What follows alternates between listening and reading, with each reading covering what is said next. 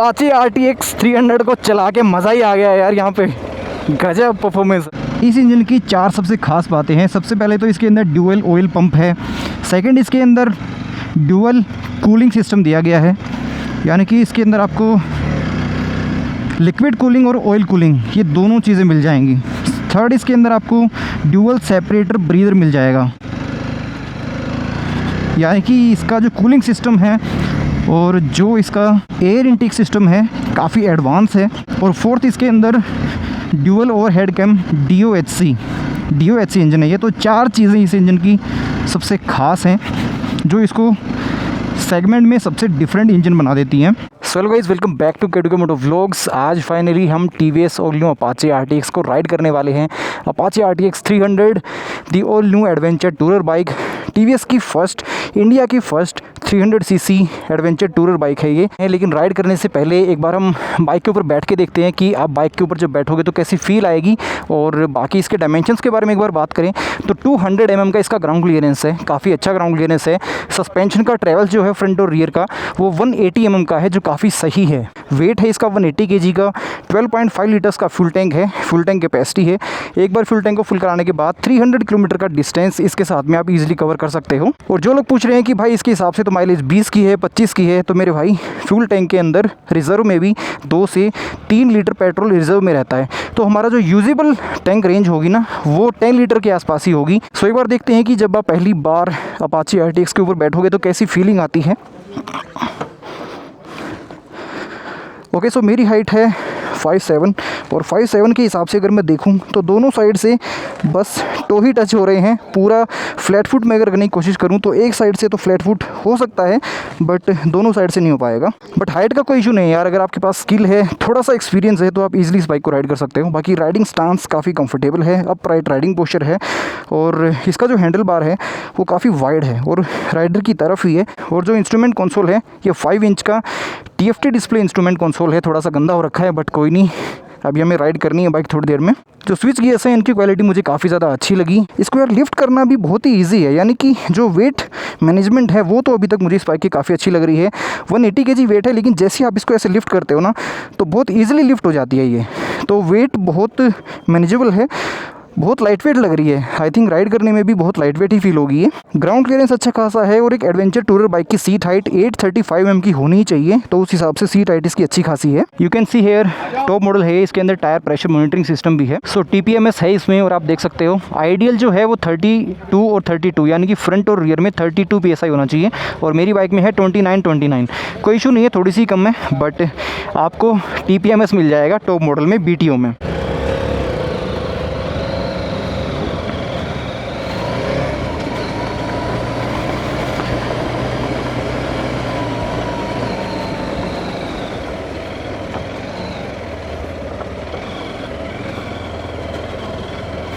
अभी हमारी ride start हो गई है और रैली मोड दिखा रहा है अभी, तो मोड चेंज करते हैं सबसे पहले।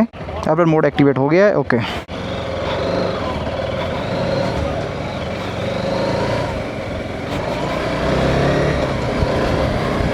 अर्बन मोड में लीनियर पावर है, मतलब एकदम से पावर का पुल आपको बहुत ज़्यादा फील नहीं होगा, यानी कि अर्बन मोड है सिटी में चलाने के लिए। तो इसमें आपको लीनियर पावर मिलेगी, जितना आप पुल करते जाओगे उतनी आपको पावर मिलेगी। बट मोड चेंज करके देखते हैं। Ride mode, rain, tour, I think tour mode on करके देखते हैं। So close the throttle, tour mode activated. Okay, so tour mode में रिस्पॉन्स थोड़ा ज़्यादा अच्छा लग रहा है थ्रोटल का।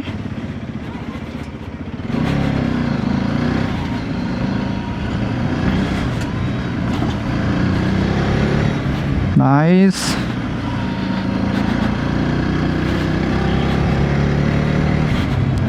ओके, एक पॉइंट सबसे पहले मैं बात करता हूँ वेट के बारे में। वेट मैनेजमेंट, राइड करते ही बाइक लाइट वेट लग रही है। 180 kg वेट है बाइक का, बट एक्चुअल में फील काफ़ी कम हो रहा है। और जब बाइक को हम बैठ के लिफ्ट करते हैं तब भी मैंने आपको बताया था कि बाइक काफ़ी लाइट वेट फील होती है, बाइक का वेट बहुत कम फील होता है। सो ड्यूरिंग द राइड अब भी बाइक का जो वेट है वो कम फील हो रहा है। सो वेट डिस्ट्रीब्यूशन मुझे अच्छा लग रहा है बाइक का। मिरर्स एडजस्ट कर लेते हैं थोड़े से। ओके, मिरर्स अच्छे हैं और काफ़ी टाइट हैं, मतलब ईज़िली ये हिलेंगे नहीं। अगर आप बहुत ज़्यादा राइड के टाइम पे बहुत ज़्यादा झटके भी लगेंगे तो ईज़िली ये हिलेंगे डुलेंगे नहीं। थोड़े से हार्ड हैं और कुछ ऐसे ही होने चाहिए एडवेंचर बाइक में। तो मिरर्स आर फाइन, मिरर्स अच्छे हैं और पीछे से व्यू भी डिसेंट आ रहा है।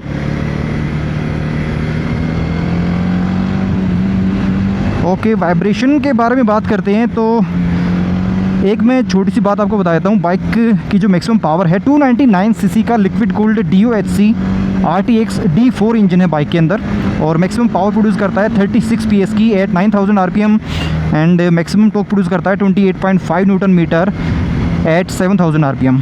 सो इनिशियली वाइब्रेशंस फील नहीं हो रहे हैं।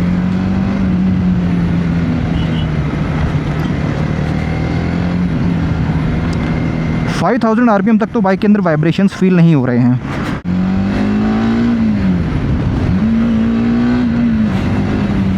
ओके, अराउंड 7000 RPM के बाद बाइक के अंदर वाइब्रेशंस थोड़े से फील हो रहे हैं, बट 6000 RPM तक वाइब्रेशंस बिल्कुल भी फील नहीं हो रहे हैं बाइक के अंदर। काफ़ी स्मूथ चल रही है बाइक, हल्की सी बजिंगनेस लग रही है मुझे, लेग्स में हल्की सी बजिंगनेस फील होती है 5000 to 6000 RPM के बीच में, बट जैसे ही थोड़ा और पुल कर रहे हैं तो वाइब्रेशन वो गायब हो जाती है। वाइब्रेशन नहीं कहूँगा मैं उसको, थोड़ा सा बजिंगनेस ही कहूँगा। तो मुझे बाइक अच्छी लग रही है, वाइब्रेशन नहीं है बाइक में।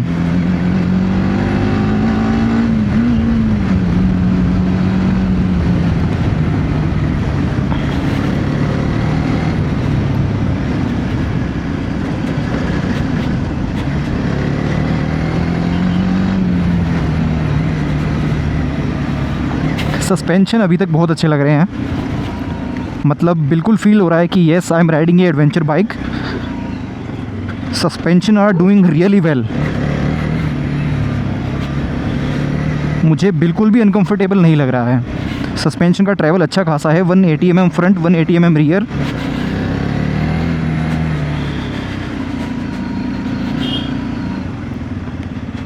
वाइब्रेशंस नहीं है बाइक में उतनी ज़्यादा, और इंजन रिफाइंड है, बट मैं ये कहूँगा कि बहुत ज़्यादा रिफाइंड नहीं है, बट ठीक है। थोड़ा सा और राइड करेंगे तो समझ में आएगा, बट वाइब्रेशंस तो नहीं फील हो रहे बाइक में।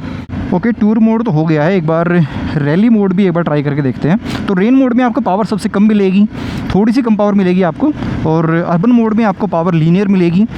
टूर मोड में आपको पावर इनिशियली थोड़ी ज़्यादा अच्छी मिलेगी, यानी कि पावर इसके अंदर आपको मैक्सिमम फील होगी कि हाँ, जैसे आप थ्रोटल को पुल कर रहे हो तो आपको पावर अच्छी मिल रही है।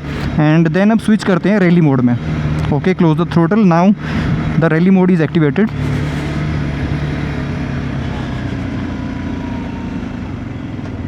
सो रैली मोड में भी एक बार ट्राई करके देखते हैं कि पावर कैसी फील होती है। ओहो, रैली मोड में भी पावर आपको अच्छी फील होगी, जैसी आपको टूर मोड में फील हो रही है, बिल्कुल वैसे ही रैली मोड में पावर फील होगी। इनिशियल लो RPM पे थ्रोटल का रिस्पॉन्स अच्छा है। जैसे ही आप थ्रोटल पुल कर रहे हो तो रैली मोड में और टूर मोड में आपको थ्रोटल का रिस्पॉन्स सबसे अच्छा फील होगा।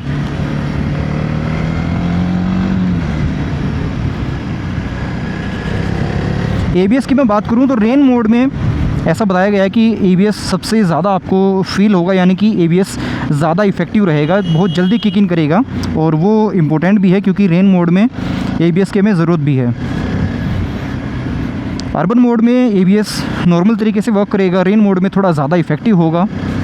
रैली मोड में जो रियर व्हील का ABS है वो ऑफ हो जाएगा, यानी कि आप ऑफ रोडिंग कर सकते हो। और रैली मोड में ही हम राइड करेंगे बाइक को जब हमें ऑफ रोडिंग करनी होगी तब। तो अभी मैंने टूर मोड लगा लिया है। रैली मोड में हम तब राइड करेंगे जब हमारे पास ऑफ रोडिंग का पैच आएगा।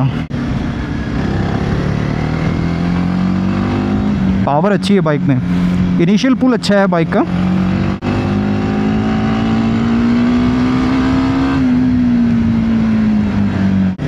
आई गेस फर्स्ट सर्विस के बाद बाइक और ज़्यादा स्मूथ फील होगी।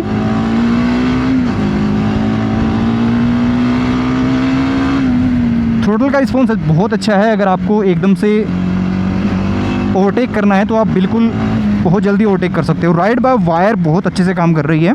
राइड बाय वायर के अंदर कोई भी मुझे लैग फील नहीं हो रहा है। राइड बाय वायर बहुत क्विक है और रिस्पॉन्स अच्छा है राइड बाय वायर का, उसके अंदर लैग फील नहीं हो रहा है। एक और चीज़, जो इंस्ट्रूमेंट कंसोल है उसके अंदर भी कोई लैग नहीं है। और आप बिल्कुल लो आरपीएम पे जब चलते हो तो इसकी लो एंड परफॉर्मेंस मुझे काफ़ी अच्छी लग रही है। अगर आप सेकंड गियर में अभी 23, 25, 30 किलोमीटर पर आगे की स्पीड पे चल रहे हो तो एफर्टलेसली चल रहे हो, बिल्कुल एफर्टलेसली बाइक चल रही है। So low end performance, low end torque अच्छा लग रहा है मुझे बाइक का। ट्रैक्शन कंट्रोल भी अच्छे से काम कर रहा है। ट्रैक्शन मोड काफ़ी इफ़ेक्टिवली काम कर रहा है और जैसी बाइक स्किड लगता है थोड़ी बहुत होगी तो तभी एकदम से पावर कट हो जाती है। अभी हम सिटी में राइड कर रहे हैं तो सिटी में बाइक को राइड करते हुए बिल्कुल एफर्टलेसली बाइक चल रही है, बिल्कुल भी मेहनत नहीं करनी पड़ रही है। यानी कि बाइक की जो हैंडलिंग है बहुत ही फैंटास्टिक हैंडलिंग लग रही है भाई। ऐसा फील हो रहा है कि कोई मेहनत ही नहीं करनी पड़ रही। मैन्यूवरेबिलिटी बाइक की बहुत शानदार लग रही है। हैंडलिंग अच्छी है, पोस्चर बहुत अच्छा है। Foot PACS slightly rear set है, बहुत ज़्यादा रियर सेट तो नहीं है, बट राइडिंग पोस्चर कंफर्टेबल है। या फुट पैक्स बहुत ज़्यादा आगे भी नहीं है, स्लाइटली रियर सेट है तो हल्का सा स्पोर्टीनेस वाली फीलिंग भी, तो हल्का सा स्पोर्टी फीलिंग भी आती है।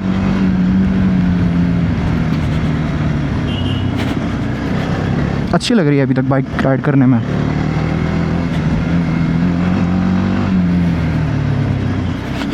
सस्पेंशन बहुत अच्छा परफॉर्म कर रहे हैं यार। बाइक जैसे ही पोर्ट होल्स के अंदर जा रही है, गड्ढों में जा रही है तो फील ही नहीं हो रहा है एक भी गड्ढा। इसके अंदर सस्पेंशन को हम अपने तरीके से एडजस्ट कर सकते हैं। अभी ये स्टैंडर्ड जो सेट हैं कंपनी की तरफ से बिल्कुल वैसे ही हैं, इनके साथ मैंने अभी तक कोई भी छेड़छाड़ नहीं की है।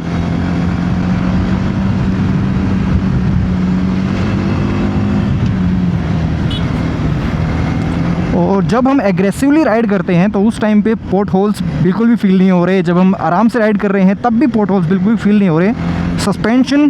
सस्पेंशन का ट्रैवल, दोनों चीज़ें बहुत अच्छी लाजवाब हैं। मज़ा आ रहा है राइड करने में। जब आप हाई आरपीएम पे जाते हो तो अराउंड 6000 आरपीएम तक आपको बजीनेस फील होती है, बट उसके बाद वो बजिंगनेस भी कम हो जाती है।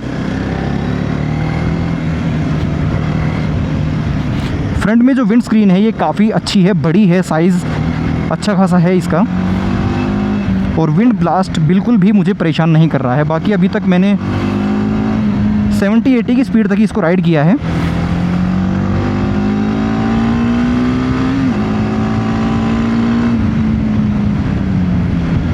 पुल अच्छा खासा है बाइक का, पावर अच्छी खासी फील हो रही है। अभी हमें कोई स्ट्रेट स्ट्रेच अभी तक मिला नहीं है, तो स्ट्रेट स्ट्रेच कोई मिलेगा हमें, सीधा रोड कोई मिलेगा तो उस पर हम टेस्ट करेंगे बाइक की स्पीड हर गियर में। बाकी थ्रोटल का response and ride by wire अच्छा लग रहा है अभी तक। थ्रोटल अच्छा लग रहा है। ड्यूअल मफलर एग्जॉस्ट सिस्टम है, साउंड अच्छी निकल के आ रही है। जैसे ही आप पुल करते हो तो फील आती है कि yes you are riding a big bike.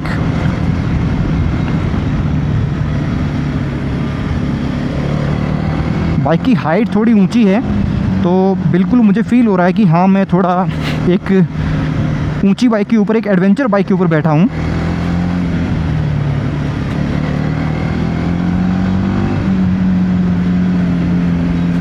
Handling is really good.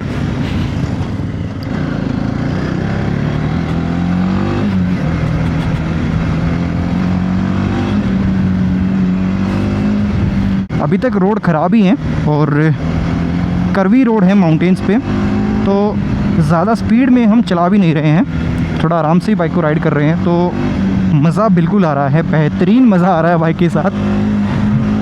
I am enjoying. एक सबसे बढ़िया जो चीज़ लगी मुझे इस बाइक के अंदर, ट्यूबलेस टायर्स हैं, स्पोक व्हील्स नहीं हैं, एलॉय व्हील्स हैं। पंचर कभी होती है बाइक तो कोई इशू नहीं होगा, ईजिली पंचर लग जाएगा। ट्यूबलेस टायर्स हैं, block pattern dual purpose tyres. आप चाहे ऑन रोड चलो, ऑफ रोड चलो, पंचर का कोई इशू नहीं होगा।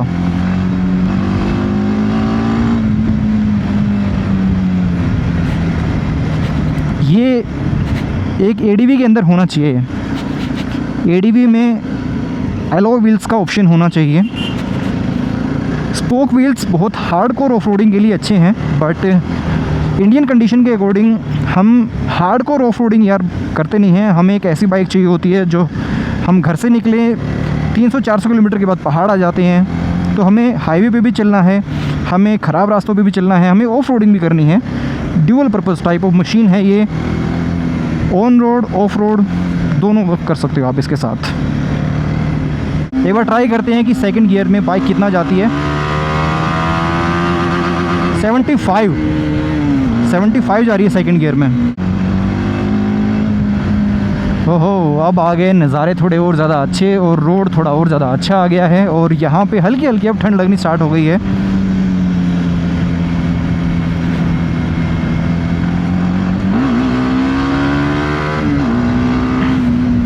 Drop the gear and disappear. Power अच्छी है बॉस। लीन भी आप कर सकते हो। रेडियल टायर्स हैं, टायर्स भी अच्छा बिहेव कर रहे हैं। बाइक का ट्रैक्शन अच्छा लग रहा है।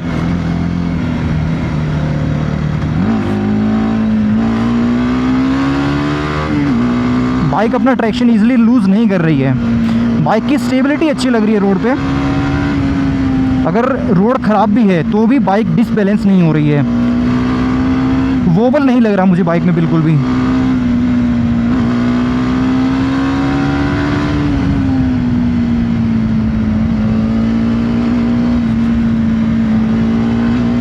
आप इजीली बाइक को लीन कर सकते हो और मुझे इस बाइक के साथ यूज्ड होने में बहुत ज़्यादा टाइम नहीं लगा और बाइक की रोड प्रेजेंस भी काफ़ी अच्छी है।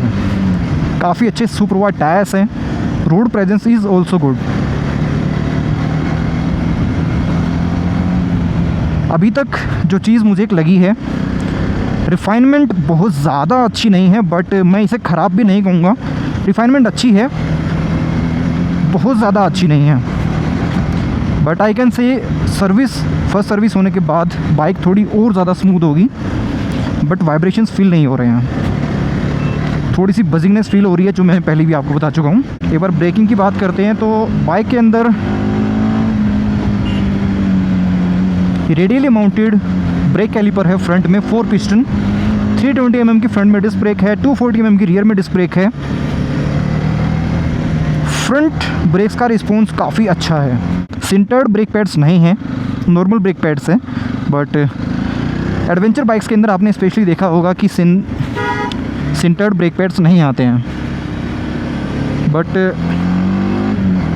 Radially mounted 4 piston brake caliper है और ब्रेकिंग बाइक की अच्छी लग रही है मुझे।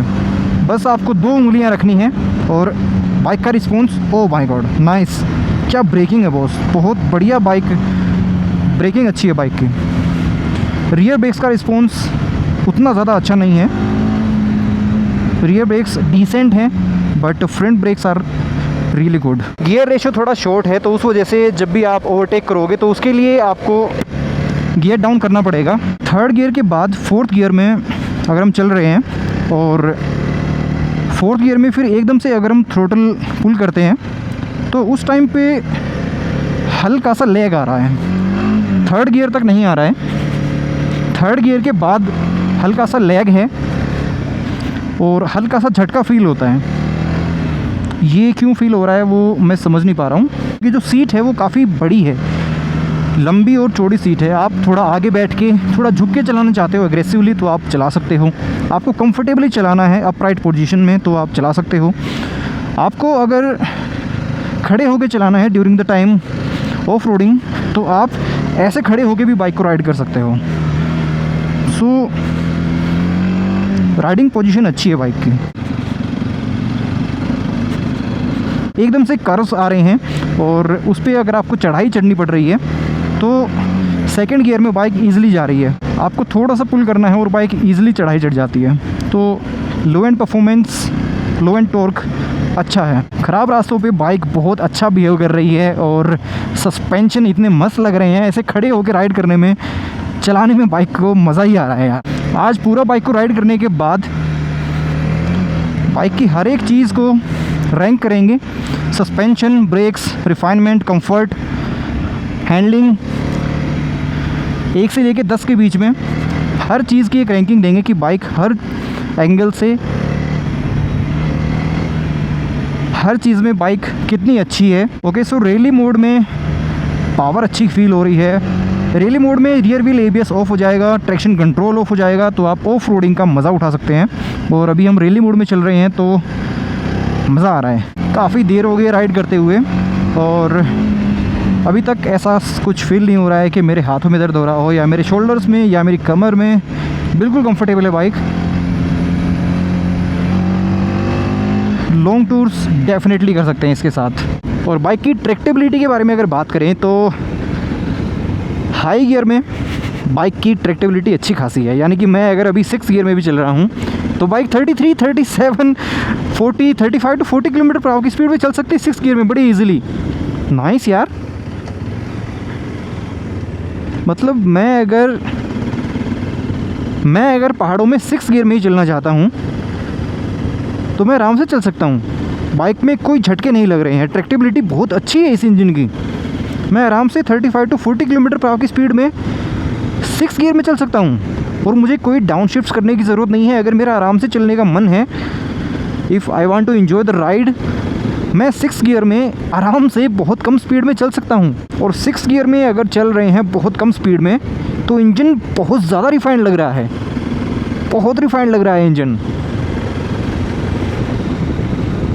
ये चीज़ तो बहुत अच्छी लगी यार। हाईवे पे मैं अगर बात करूँ तो हाईवे पे इसकी जो क्रूजिंग स्पीड है, स्वीट स्पॉट जो इसका होगा वो 100 टू 120 किलोमीटर पर आवर होगा आराम से, क्योंकि वाइब्रेशंस बाइक के अंदर नहीं है बहुत ज़्यादा। सो 120 किलोमीटर पर आवर की स्पीड पे आप इजीली इसके साथ में क्रूज़ कर सकते हो। अब थोड़ा सा स्ट्रेट पैच आ रहा है तो यहाँ पे हम क्विक शिफ्टर को ट्राई करके देखते हैं। अप शिफ्टिंग बहुत स्मूथ है, डाउन शिफ्टिंग भी स्मूथ लग रही है ये। ओहो यस, डाउन शिफ्टिंग भी स्मूथ है यार। नाइस। थोड़ी सी स्पीड तो चाहिए होती है क्विक शिफ्टर को स्मूथली वर्क करने के लिए। अप शिफ्टिंग स्मूथ है, अराउंड 50-60 किलोमीटर पर आके अगर आपकी स्पीड है तो अप शिफ्टिंग और डाउन शिफ्टिंग दोनों ही स्मूथ हैं। नाइस। 41 किलोमीटर राइड करने के बाद अब मैंने इसका क्विक शिफ्टर अच्छे से ट्राई किया है और क्विक शिफ्टर काफ़ी अच्छे से काम कर रहा है यार। I just like the quick shifter. 41 kilometre से अभी 44 किलोमीटर हो गए हैं चलाते हुए, तो लगातार 3 किलोमीटर तक मैं इस बाइक को अभी without pressing the clutch bike को राइड कर रहा हूँ क्विक शिफ्टर के साथ, और बटर स्मूथ क्विक शिफ्टर काम कर रहा है। बाइक की मैन्योरेबिलिटी तो गजब है यार, क्या गजब लीन कर सकते हैं इसको, और क्या फ्लिकेबल मशीन है। ऐसा लग रहा है कि मैं एक नेकेड बाइक चला रहा हूँ। खड़े होके भी आप बाइक को राइड कर सकते हो और गजब स्टेबिलिटी है। बिल्कुल भी ऐसा नहीं है कि बाइक थोड़ा बहुत भी इधर उधर जा रही हो, बाइक एकदम स्टेबल है and it feels really great यार, गजब। जैसे ही बाइक बंद होती है फ़ैन ऑन हो जाता है और कुछ ही देर में बंद हो जाता है, तो liquid cooling is really working great यार। इस इंजन की 4 सबसे ख़ास बातें हैं। सबसे पहले तो इसके अंदर ड्यूअल ऑयल पंप है। सेकंड, इसके अंदर ड्यूअल कूलिंग सिस्टम दिया गया है, यानी कि इसके अंदर आपको लिक्विड कूलिंग और ऑयल कूलिंग ये दोनों चीज़ें मिल जाएंगी। थर्ड, इसके अंदर आपको ड्यूअल सेपरेटर ब्रीदर मिल जाएगा, यानी कि इसका जो कूलिंग सिस्टम है और जो इसका एयर इनटेक सिस्टम है काफ़ी एडवांस है। और फोर्थ, इसके अंदर dual overhead cam DOHC engine है ये। तो 4 चीज़ें इस इंजन की सबसे ख़ास हैं जो इसको सेगमेंट में सबसे डिफरेंट इंजन बना देती हैं। और प्रैक्टिकली मैं अगर आपको बताऊं तो लिक्विड कूलिंग और ऑयल कूलिंग दोनों चीज़ें होने की वजह से अभी तक इस बाइक में हीटिंग का कोई भी इशू नहीं आया है। बाइक को अब तक मैं 56 किलोमीटर तक राइड कर चुका हूं और हीटिंग का बाइक में कोई भी इशू नहीं है। और ड्यूअल सेपरेटर ब्रीदर होने की वजह से एयर इनटेक काफ़ी अच्छी है, बाइक को चढ़ाई चढ़ने में भी बिल्कुल स्ट्रगल नहीं करना पड़ रहा है। सो सेगमेंट में बाइक का एयर इनटेक बेस्ट है, सेगमेंट में बाइक की कूलिंग सिस्टम बेस्ट है। This is the cast symbol. Okay. It casts again. Okay. Just make sure that Wi-Fi and Bluetooth are connected when you are casting. In Okay. case it is not, just close the application, restart. It will Okay. auto connect. Okay. Okay. Okay. Okay. Got it. This screen is a normal screen. You just don't lock it. Okay. In case you get a phone and you accept it, it will turn back to the TBT. But as soon as the call is cut, it will turn back to the map mirroring. You don't Okay. have to worry. Okay. So should I lock it or No, keep it in. keep it like this? Yeah. Okay, phone में map लगाया था और वो अब instrument console में भी लग चुका है। तो अब हमें जाना है वापस ताज होटल, ताज थियोंग, और वो लोकेशन यहाँ पे लग चुकी है। 1 आवर एंड 28 मिनट हमें लगेंगे। 35.6 किलोमीटर का डिस्टेंस है। सो अभी अच्छी खासी चढ़ाई है आगे, और उस पर एक बार चल के देखते हैं। यस, गजब।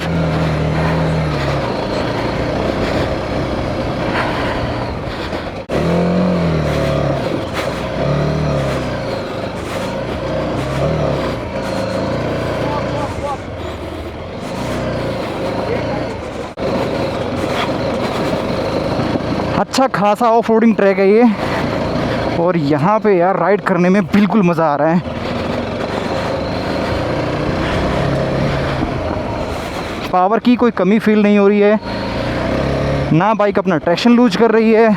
मिरर मैपिंग आप देख सकते हो, जो मोबाइल फ़ोन में मैप लगा हुआ था वो अब इंस्ट्रूमेंट कंसोल में है ना काफ़ी अमेजिंग चीज़।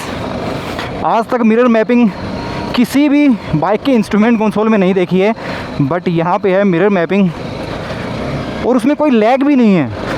नेटवर्क अगर अच्छा खासा है तो बहुत बढ़िया तरीके से ये काम कर रहा है। सो बाइक को 58 किलोमीटर राइड करने के बाद अब मैं बिल्कुल ये कह सकता हूँ कि ये TVS का सबसे ज़्यादा रिफाइंड इंजन है, आज तक का सबसे स्मूथ इंजन है। ओके, अब छोटी मोटी कमियों के बारे में बात करते हैं। तो बाइक के अंदर 3rd से 4th गियर के बीच में मुझे लैग फील हो रहा है, कहीं कहीं एकदम से झटका लगता है। जब हम एकदम से थ्रोटल को पुल करते हैं तो तब लैग फील होता है, और वो मुझे अब समझ में नहीं आ रहा है कि वो क्या इशू है एक्चुअल में।